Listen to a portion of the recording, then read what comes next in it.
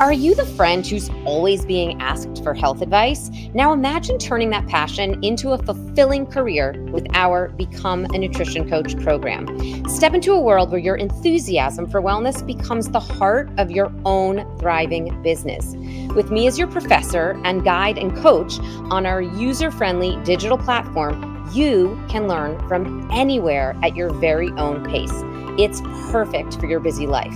Envision empowering others to live their healthiest lives, all while growing a career you love. You're not just gaining a certification here, you're joining a community of like-minded professionals ready to support and celebrate with you every step of the way. So what are you waiting for? It's time to nourish your future and help change lives, including your own. Head over to nutritiouslife.com/BNC for a free class and a sneak peek of the program. Your journey to becoming a nutrition coach begins now. Welcome to Living a Nutritious Life. I'm Keri Glassman, your host, and in this episode, I'm chatting with Mark Rushmore. Mark is the co-founder of innovative personal care brand SURI. And in this episode, Mark shares his inspiring journey from entrepreneurial beginnings to creating a greener future in oral health. Today, we talk all about his sustainable electric toothbrush designed with cutting-edge recycling initiatives and eco-friendly materials that prioritize both your health and the planet. And we also chat all about being an entrepreneur and the challenges, and there's a lot of them, that go along with that. I think you're really going to love this episode and Mark's story. As always, please rate, review, and share if you love the podcast. Now let's do this. Welcome to Living a Nutritious Life. I'm Keri Glassman, a celebrity registered dietitian nutritionist. Join me every Tuesday on YouTube and your favorite podcast platforms as I bring in some heavy hitters to share the latest in nutrition and wellness science. We dive deep into food, sleep, stress, relationships, and so much more. Your weekly guide to a happier, healthier, more nutritious life. Welcome, Mark, to the Living a Nutritious Life podcast. I am so excited to talk to you today. Thank you so much for having me here, Keri. I'm really excited to have this chat. Your business is so cool and such an incredible product that you have created. I'm so excited to talk about that, SURI. But before we even get into that, I actually just want to go back a little bit. You've had this really dynamic career, including time at Procter Gamble and then founding 029. I just said that That's right? right. Yeah, 029. So I'm curious how all of those experiences shaped your path to now co-founding SURI. And then you got to tell us all about SURI, but let's start with the background a little bit. You know what? To have the full background, and I could probably spend half an hour just talking about this, but it actually started much earlier than that, which is my parents. My father worked in a corporate business, and he went on one of these mindset courses. It was at the early days of positive mental thinking and affirmations. And he went to one of these courses, and most people go on those courses and they don't action what they learned. But my father really did. And, they said, you can do whatever you envision. And so he envisioned building his own business. So he left his corporate job, set up a company, and, started sort of out on his own and started seeing some success and like his affirmations kind of coming to reality.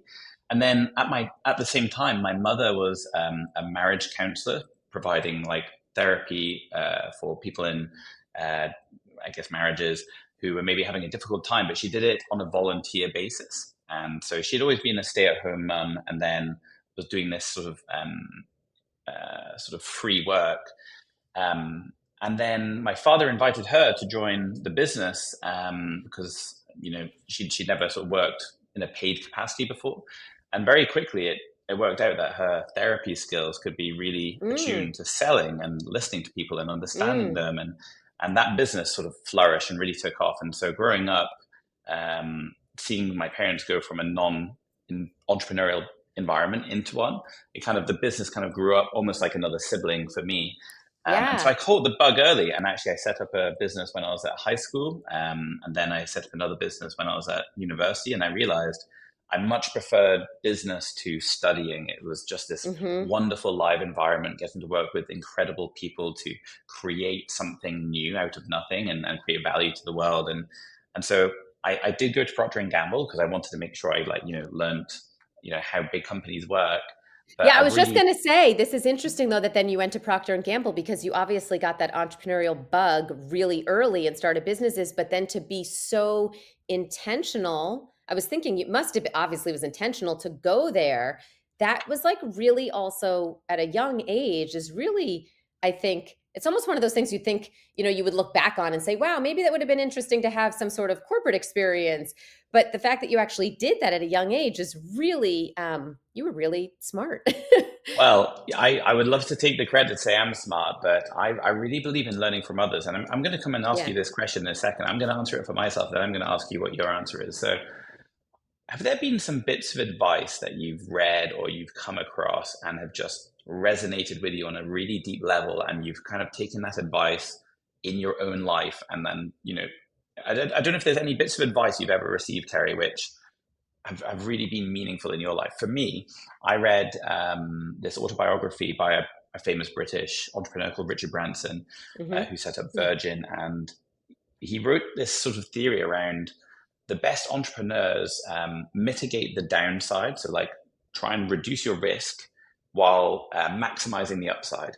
And he gives lots of examples of this. And he when he set up his airline, Virgin Airlines, he negotiated a deal with Boeing that if it didn't work after a year, they would take the jets back for free. And so Mm-hmm. it meant that he had limited exposure on the downside, but if it worked, he would make lots of money. And so for me, I don't know why, but at a young age, I thought, wow, that's such a clever idea. And although it sometimes means you're a bit slower, for me, going to Procter and Gamble was a great example of, Mm. learn the trade, build the contacts. Amazing. It's like doing an MBA, but you're getting paid for it. Yep. And that would hold me forever. Like that mitigates my downside. So if I did an entrepreneurial thing and it failed, I'd have a job and a career to fall back Super on. smart.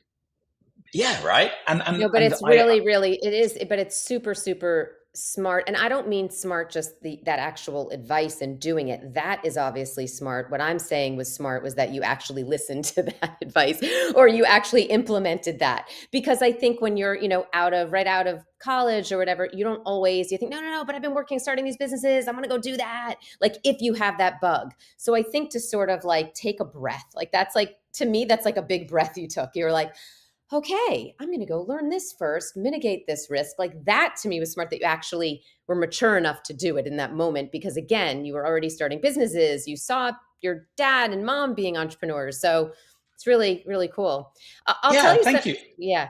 Yeah, no, I was just going to say, so some of the things that stand out business wise, business advice to me, I think there's some things that have stood out.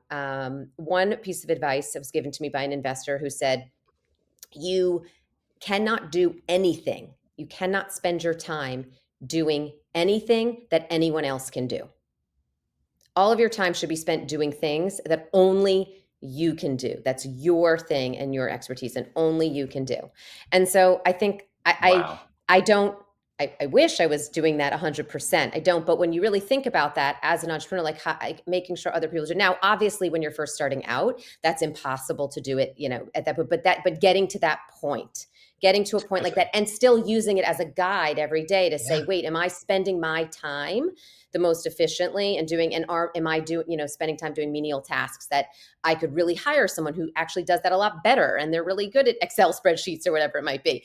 So anyway, so that's one thing. And then the other thing that I think about with being an entrepreneur is I think that, there's a lot of type A type of people that might go into being an entrepreneur and like you really can't be a perfectionist. And I think that bringing that, being able to let go of that Yes. for Yeah. me early on was really crucial because I definitely was that type A person. And I really learned very early on after an intense conversation with someone how like all that was doing was like slowing me down. And like you have to be able to start before things are perfectly ready. And now I feel like that's something that I've gotten much better at. And that was a really important conversation I had about like, it's not about making things perfect. It's about like getting things out there. Like a project done is better than a project not done and perfect, right? I tell you what, like I can feel you through the screen of like how you truly live by that. And I think, seeing the phenomenal success and the vast output you've done, that I'm really taking those things on board, because like that's definitely been my experience. That whole like, you know, I, that perfectionist mindset. But like, if you want to go fast, you can't. Yeah. It's like it doesn't work together. And yet I sort of simultaneously want it to happen. Right. So Well, it's a I little bit of definitely a hear you on that. dance. Yeah, because it's a little Totally. bit of a dance, Yeah. because also entrepreneurs and successful people there are some certain things that you want to be meticulous about and you want to get right and you want to nail. And I get that. So it really is, again, it's sort of a dance between moving forward and getting held back by being a perfectionist. So anyway, those are just a couple things. I absolutely love that, and I love the metaphor of the dance. Like it's Yeah. like I really really resonate with that. And I think for me, it's there's something a difference between like knowing something like mentally, like intellectually. So Hmm. like when I read that advice from Richard Branson, it wasn't like, oh, I get that. It's like it really somehow sunk into me, and I Hmm. feel it. And so, you know, going to Procter and Gamble and managing my downside and maximizing my upside, I live by that philosophy every day. Like that's how It's great. that's embedded in SURI. We negotiated 90% of our office rent here, and then we sublet the desks, and so we were almost like at a point where we actually make profit on our office, which is phenomenal, right? But it's again minimizing your downside, maximizing your upside. And I Yeah. think the same philosophies you mentioned, I think it feels to me as though you live them every day as well, and you probably that's been a core part of your success. Would that be fair? Yeah, absolutely. And you have to keep like reminding yourself of them sometimes Right? too, right? Yeah, yeah, Okay, so totally. so let's actually pick up there though with so you went to Procter and Gamble, and then I guess lead us into SURI and what SURI is right now, because I'm so excited to chat about this and the Yeah. incredible product that you're building, the sustainable incredible product you're building, and also about oral health. So So, pretty wild story. I was working on the Pringles brand, pretty much the opposite of a Nutritious Life, that brand. I And was it just was, gonna say, I don't think yeah, Pringles has ever been discussed on this no, podcast. yeah, yeah. And This actually, podcast is not sponsored by Pringles. yeah, it's, and actually, it's kind of, it's relevant though, because Pringles was acquired by Kellogg's. I helped transition the business worth a Hmm. couple of $100 million in the UK. But it's not something that you feel super proud of necessarily, helping to sell more Pringles. And that was always Hmm. jarring for me, doing something that I didn't think was making the world a better place. Hmm. I then left Kellogg, set up my own advertising agency, 029. And I was very fortunate for that to kind of scale fairly rapidly. And we won clients across Europe. But those clients included, BMW, Jaguar Land Rover, like Range Rover, as well as like big hair care companies and Oral B. So I learned a lot about oral care, and as a result, I was invited to this industry event that takes place in the south of France. And I just happened, by pure coincidence, talk about a sliding doors moment. I bumped into the chief marketing officer of Unilever, Hmm. and it turns out he was hosting a party off the coast of Cannes on a small island for CEOs and CMOs. And he said, "Oh, hey, Mark, someone just dropped out. You're a young guy. Would you like to come along, like as my guest?" Oh I my was, God. "Of course I do. What Wow. do I have to do?" He said, "Go down to Pier 2 at 1:30 p.m. There's going to be a little speedboat. Say my name. You can jump on that boat." I go there, jump on the boat. Sat on my left is Sir Martin Sorrell, I don't know if he's a billionaire, but like probably a billionaire founder of Right. WPP, the world's largest agency group. I wanted to sell my company to him. This was like, I couldn't believe I was sat there Wow. right beside him. And to Wow. his right was his right hand guy, who was the head of business development, who was also my age. So I get to the island, we're about 20, 30 years younger than everyone else. So I go Hmm. over to his, his right hand guy, introduce myself, and that guy is called Give Safavi, and it turns out he also had used to work at Procter and Gamble, so he was on finance and marketing. I was in sales and strategy. He was in Hmm. Geneva managing Venus across Europe. I was in the UK managing Pringles, and so we hit it off. Wow. And it was in that very first meeting he said to me, "Look, I think there's an enormous problem with these fast-moving consumer goods companies where." sustainability is really an afterthought. We sell Mm-hmm. billions of bits of plastic every day, whether Mm-hmm. it's through, Gillette or Oral-B. And, I don't think customer experience is really at the heart of what they do. They're coming off the back of globalization and mass consumption, but maybe there's a better way. And so, we became friends, kept in touch. And when we So looked at at oral this care, point, though, you were still running your agency. correct. Okay. I then sold my agency. I actually went on some Tony Robbins courses and signed up to a whole bunch of them, travel around the world doing those for a year. My partner worked in Inspired a by your venture. dad. Inspired by your dad years earlier. Literally, I thought, you know what, like I need to go and explore a little bit of this myself. I'd never taken any time to take a step back and kind of like Yeah. think about, that, the wider world beyond business and myself and my thoughts.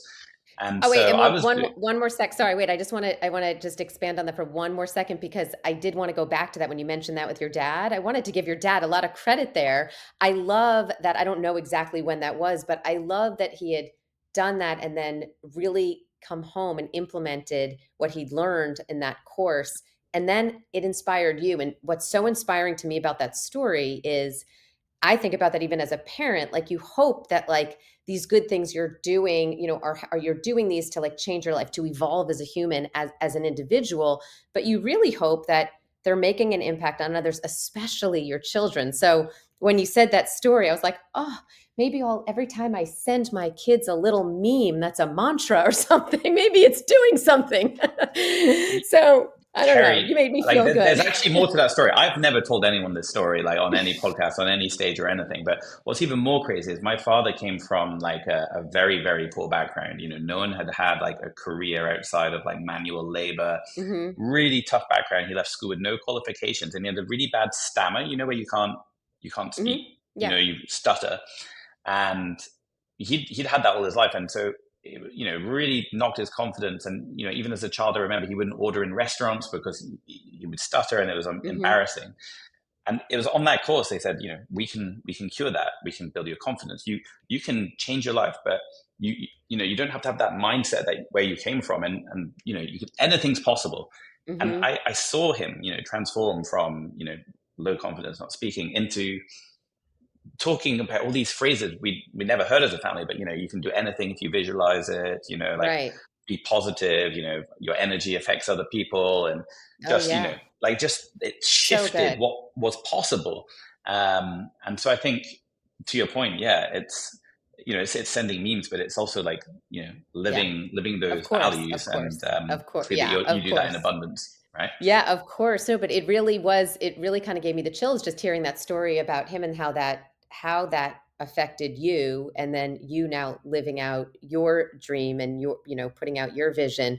It's really, really, really cool. Again, as a parent, I have like such an appreciation and an admiration for that. Okay, sorry though. Let's go back to so you've met your co-founder. Met my co-founder. Then we looked into oral care, and we did some research, and we found out some crazy things. Right, so every year in the US alone, over 1 billion toothbrushes are thrown out and end up in landfill and ocean. Virtually every brush you've probably ever owned, Keri, since you were a child, still exists somewhere and will do for a long time because of the Wild. materials it's made out of. So if you think, Right. from when you were a child to now, all those brushes, and then you times that by everyone you ever see on the street, you start thinking like this is a huge problem that no one's really talking about after plastic straws. It's an Mm-hmm. enormous amount of waste.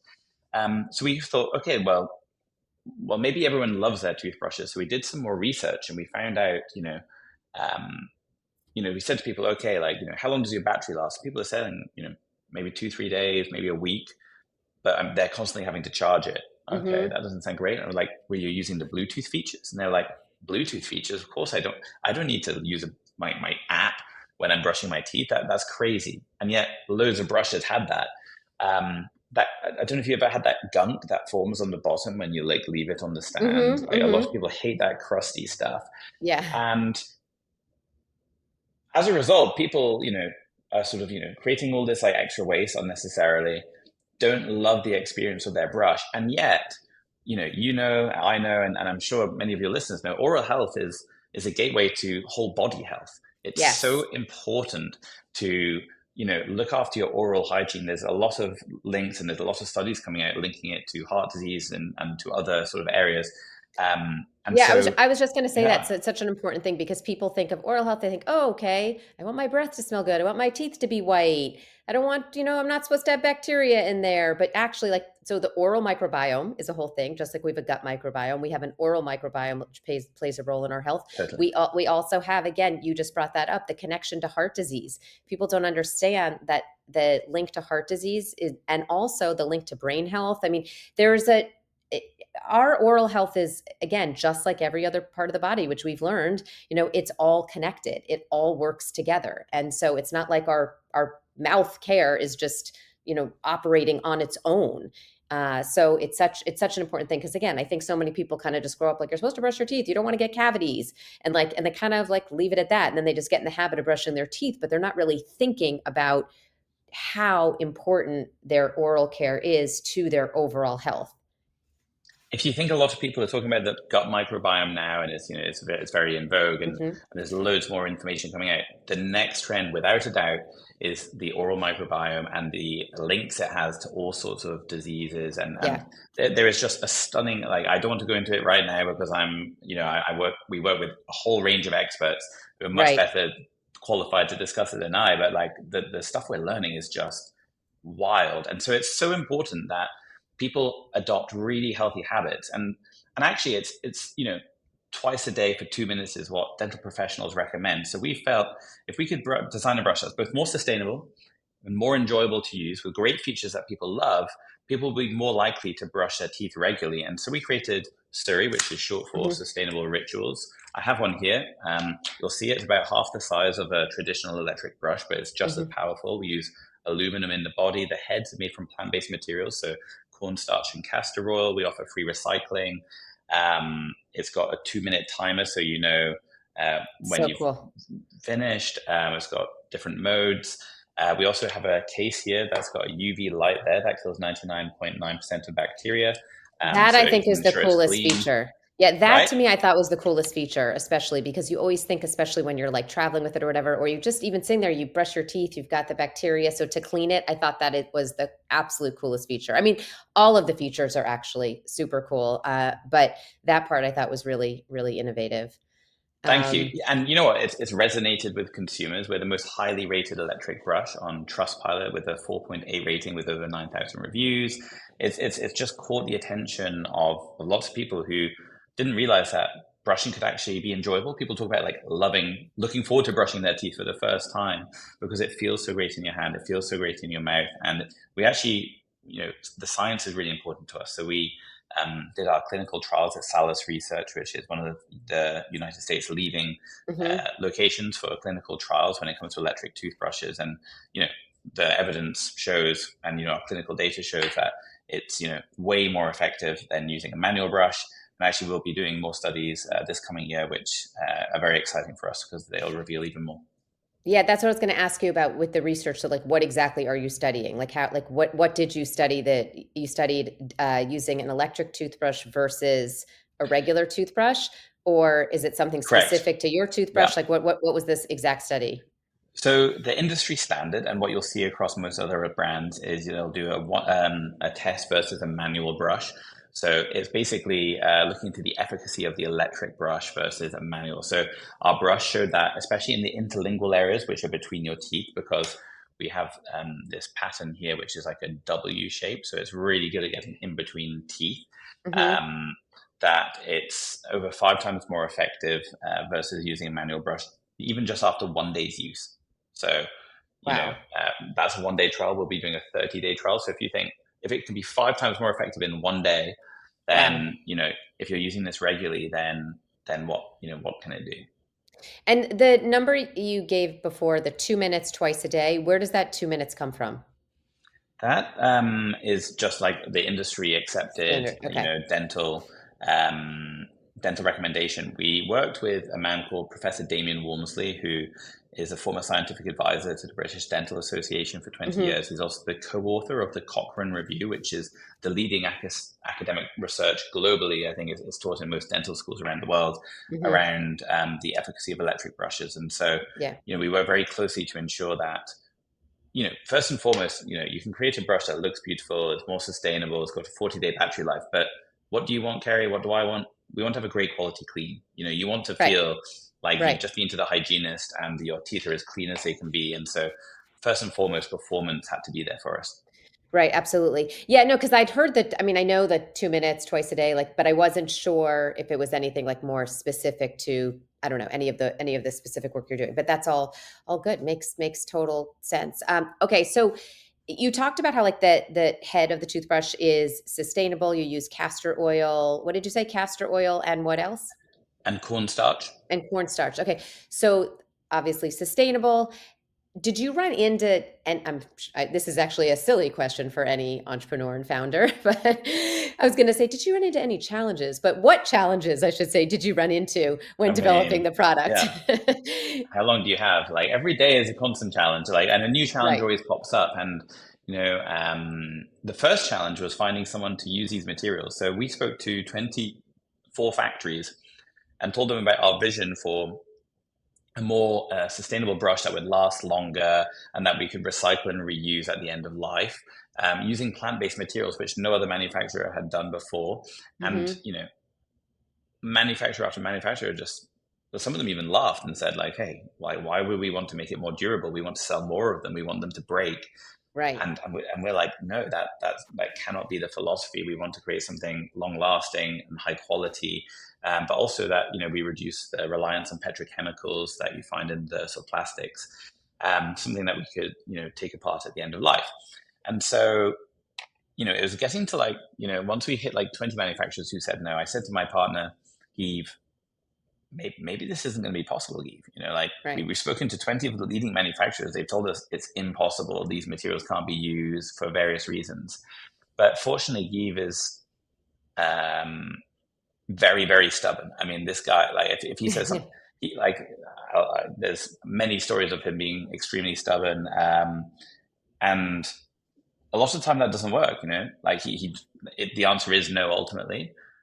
But one time in 100, he gets a yes. And I think that's really, really sets him apart, much more so than it does. I don't have that same stubbornness, but it's phenomenal because where 99% of people would give up, he kept pushing for an answer when, people telling you it's impossible. And unfortunately, we found someone who sort of believed in the vision and wanted to go on the journey with us. And yeah, Wow. it was possible. We made it work, and we've seen phenomenal growth as a result.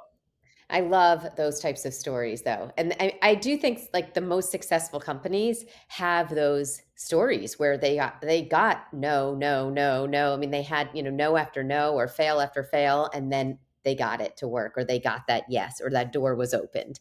So I love hearing that. It's really, really cool that you had this vision and you were determined to, bring it to life. What about So you? cool. Like, I mean, like, I see you've been on TV on, like, you've done all this like amazing stuff. Was it as easy for you? Like, did you just say like, hey, I want to be on your show and that was it? Or have Oh you also no. had a lot of, no? Oh no, not at all. I always say, when people, it's so funny, like what people like see and think like about, oh wow, that like you're so lucky that happened, or you're so lucky Yeah, that happened, or that looks good, or like you have this cool sustainable toothbrush company. That's so cool that you have that going on. And it's like, no, it's been blood, sweat, and tears. Right. oh I think yeah, any entrepreneur that doesn't say it's been blood, sweat, and tears, I don't I don't know. I don't know if I could find one, or any successful entrepreneur. I mean, I think that what you see, when you see a success at the end, you don't see all of like the fails leading up to it. And I think that and this is so cliche, but it's so true. It's like it's so true. fail, fail, That's why it's a fail. cliche. It's like fail, Yeah, fail, fail, succeed, fail, fail, fail, succeed. And the only difference between people that succeed and fail is that they just tried again. They just got back up and they were resilient and kept going. Like it's totally. not, I mean, that's really, so I don't think I think the most successful people are going to tell you they have a lot more failures than they do successes, right? Yeah, It's just that they kept totally. going, and then until they hit the success. And then that's what you see is the success. But I think it's all about learning to love failing and being totally okay with failing. And also another thing I always say about being an entrepreneur is like sometimes this kind of goes along with the starting before things are perfect or done. It's sort of like jumping and finding the parachute on the way down. Yeah. It's really, and like that's Yeah. sort of, it's a little bit what you guys did there. You were like, we're going to go do this and we're going to figure out a way to do it. Like we're going to find that company that's going to say, yes, we can make this sustainable toothbrush for you. We can make it, more sturdy. So, And and I think building on what you're saying as well, it's not like, it's fail, fail, fail, fail, fail, success. But it's not like you're then done. Do you know what I oh, mean? It's like, and then absolutely. it's like fail, fail, fail, success, fail, success. You know what I mean? And it's sort of, it's that constant, like, it's Oh, not, it's a lot of people be constant. like, how did you guys do it? And I'm like, we're still doing it. We're like in the midst of it. You know what I mean? Like we get all Yeah. sorts of things wrong all the time, but we just try and minimize the downside, maximize the upside. No, you're absolutely right. I'm really glad you brought up that point too, because it's not like, again, like you said, it's not like then boom, success. Okay. And then Yeah. that's it. It's all easy. It's like there's going to be other bumps in the road. There's going to be, and maybe they won't be maybe it won't be as bumpy, but it's going to be bumpy, or maybe it will be bumpier. Who knows? But the thing is, then at least you've had the experience, that how to get through those times. That like what's normal as an entrepreneur is that up and down. It's not normal for it not to be up and down. It's not going to be like a normal week of just la la la work. Everything's perfectly smooth. Like there's no weeks like that. It's always some weeks are better than others. Some weeks are easier than others. Some weeks are quieter than others. Some weeks are busier, but it's always ups and downs. And it's just learning how I think the best entrepreneurs and the most successful people learn how to navigate those ups and downs and can stay focused on the vision uh, and keep themselves healthy at the same time. Well, funny you should say that. I've got one practical tip, like for your listeners, if it's of any interest. But I've got a side story before that. So my last company, the agency, you know, failures, successes. But I was so determined when I was a bit younger I just wanted to be a success, and like to have Mm-hmm. the big exit. And like, I was always focused on the end goal. And so Mm-hmm. through that journey of failures and successes, I was always stressed and worried and anxious about the end goal. And like, only if I achieved the end goal would I allow myself to enjoy the journey and be happy. Mm. And like, by the end of it, I was so burnt out. Like that's Mm-hmm. partly why I went into it. I just thought like, wow, I don't want to live life like that. Even if it means lots of success, it's just not the way to live. And so I think this time round, I'm really trying to. Again, it's cliche, but enjoy the journey, enjoy the process. Like life is Yeah. for the living, and I get to do something I'm passionate about every day and share that with amazing people and make hopefully a positive difference in the world. And it's just so rewarding to celebrate like micro wins, or to be a little bit grateful and appreciate that I get to spend my time doing this, and to kind of always keep a sense of perspective about what's important. This, like, I want to build this, but relationships for me, with my kids, with my wife, with my friends, with my family, and me being able to enjoy those relationships along the journey is so much more important than just the Oh, final outcome. 100%. And I know you said it was cliche, and I get that, but I 100% agree with you. And it's so important.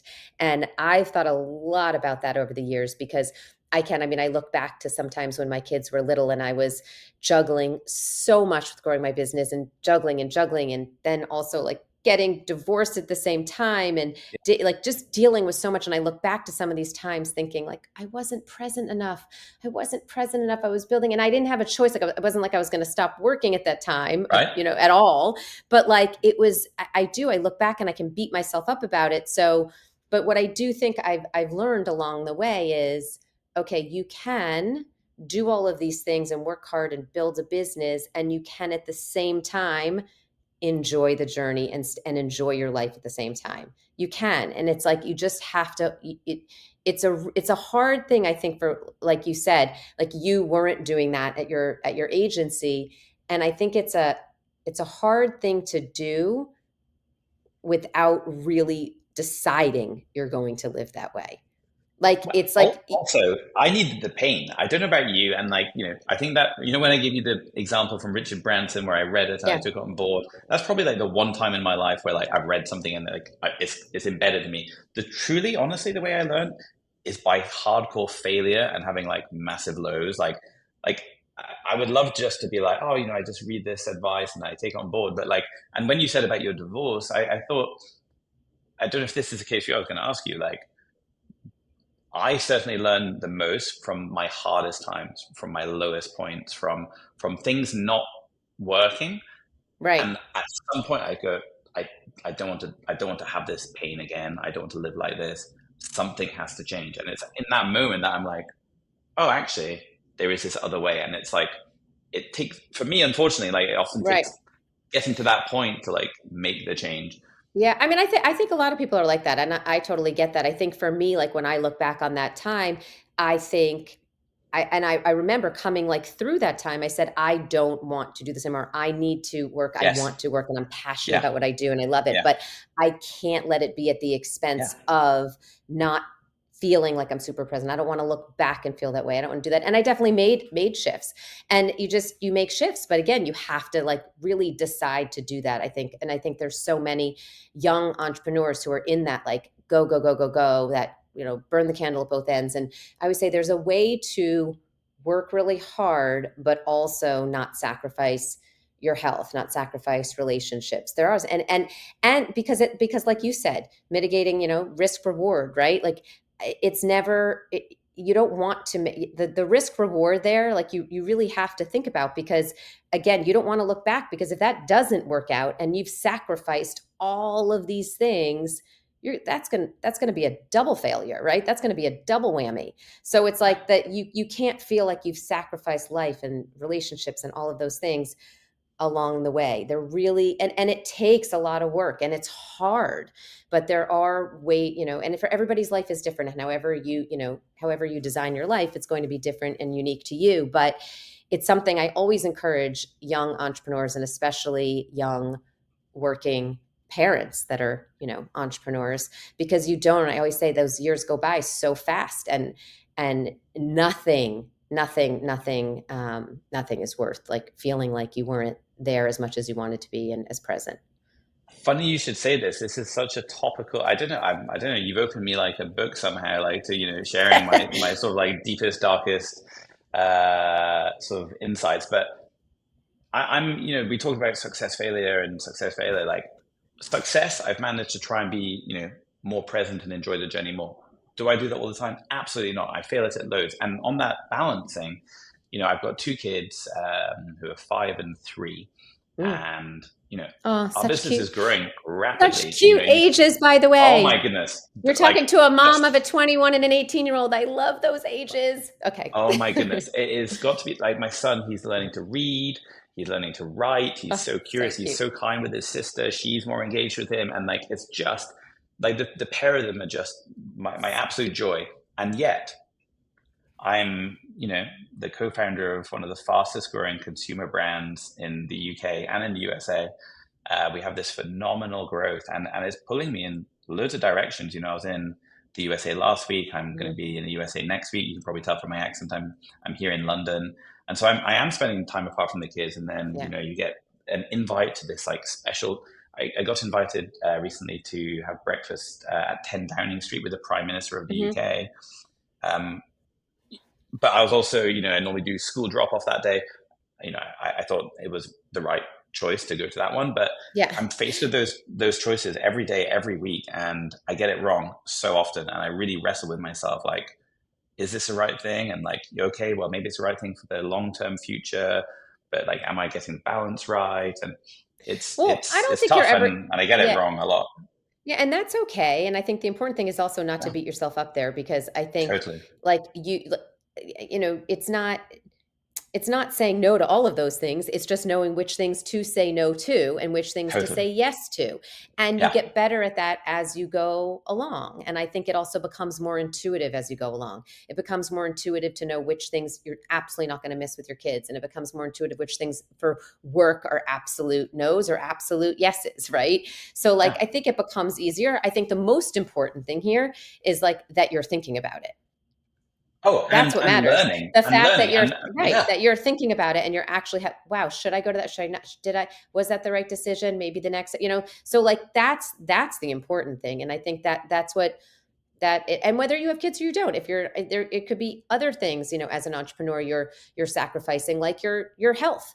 It could be, It is the exact parallel. Like, yeah. it's funny. I find like this process of learning, like when I'm getting stuff wrong, when I'm getting stuff right with the business, what choices should I be making? What shouldn't I? Is parallel to my kids. Like, am I doing this right? Am I being present enough? Am I spending enough time? Absolutely. And then health. And then like, it's always a balance between the three. But last year again, I'm traveling a lot, and I was in Minneapolis. I was meant to be in New York, but I got really ill. I'd been traveling so much, not looking after my health, and I was on my own in a hotel room, ill, thousands of miles from my family for like 4 days, just so ill, and in a way that I hadn't been in a long time. And I just remember lying there being like, this, I can't, live like this. I need to really prioritize here how I'm going to be more healthy so I can be the best father, the best entrepreneur, Yeah. the best employer Yeah. and colleague and friend. So yeah.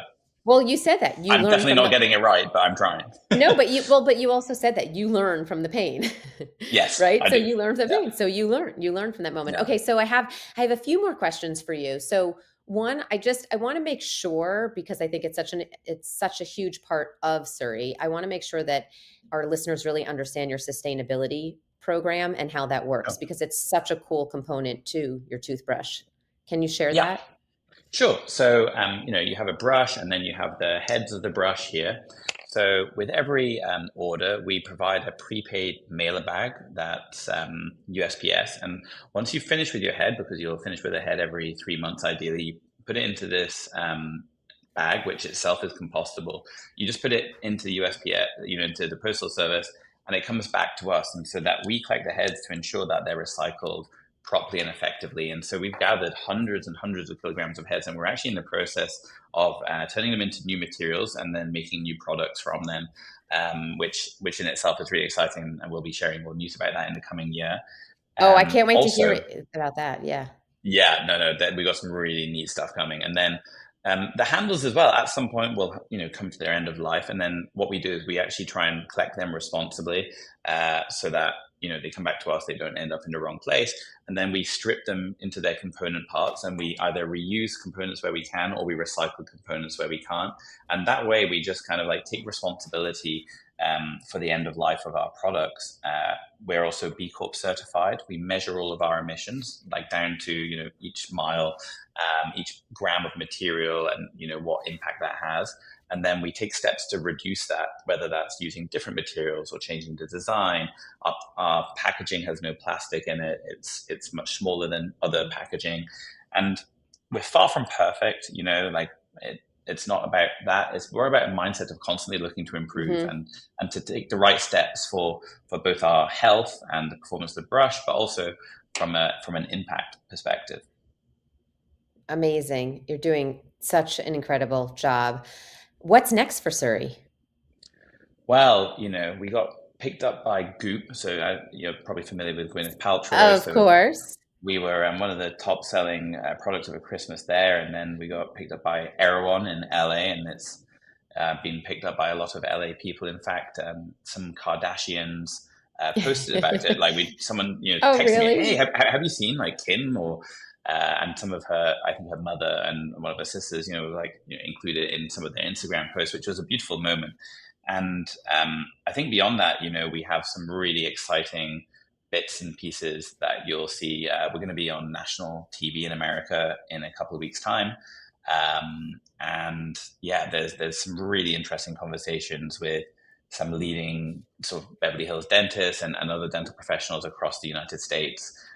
So we're really excited by that. We have a wide range of exciting innovation coming. I would love to share it now, but I can't. But I just really feel truly excited, about the future and about what's possible. So many people brush their teeth. So many people want a product that hopefully everyone's brushing their teeth. Hopefully everyone, right? It's a great market to be in, and it doesn't matter which country you're in. Like you brush your teeth. Everyone brushes their teeth. Yeah. Right. And so, so I think the future is bright. The future is incredible. Yeah. I'm excited to see, because I'm thinking, what other products are you going to innovate? Like it's just such a incredible concept that you've put out there into the world for all of us to enjoy. So, Thank okay, you. last question for you. I've loved chatting with you so much. My last question for you is, how do you ignite your most nutritious life on a daily basis? So what do you do to sort of ignite that nutritious life? For me, it's all about your habits. And, I'm a big fan of James Clear's Yeah. Atomic Habits book. But, what habit do we all do twice a day? It's brushing your teeth. It's starting your day in the right way. And like, obviously I would say this, I'm a, toothbrush entrepreneur, but, that habit, kickstarts for me a nutritious life. If you're taking care of your Yeah. teeth and your health, then it sets you on a good path. I'm a big fan of, AG1. I know it's a little bit Hmm. controversial, but for me, it's just that, again, it's a habit. I have it right by my Hmm. laptop. And so, I start my day, have that, and I feel, hydrated, brush my teeth, feel hydrated and ready to go. And then I think starting off with a few positive habits then like encourages you to like Absolutely. habit stack into other more positive habits. So yeah, that would be what I do. I'm a big habit stacker too, so I'm right there with you. Thank you so much. This was so fun chatting with you. For everyone listening, I'm going to have a link in the show notes to SURI so you can learn all about it, get your own sustainable toothbrush. I love mine. I'm obsessed with it. And I'll say that when I brush my teeth in the morning with it, it's also like that little signal to myself, like, I'm taking care of myself and the world a little bit here today. It's like a simple reminder that you're doing something a little even bit better for your health and for the world. So I love starting my day with Suri. And yeah, what else? I would love to offer your listeners a special discount just for your listeners, if that's all right. Of course, that's all right. That would be amazing. So you In know what? which case, Yeah. if they use Keri 15 at checkout, they'll get an additional 15% discount. Incredible. Thank you so, so much.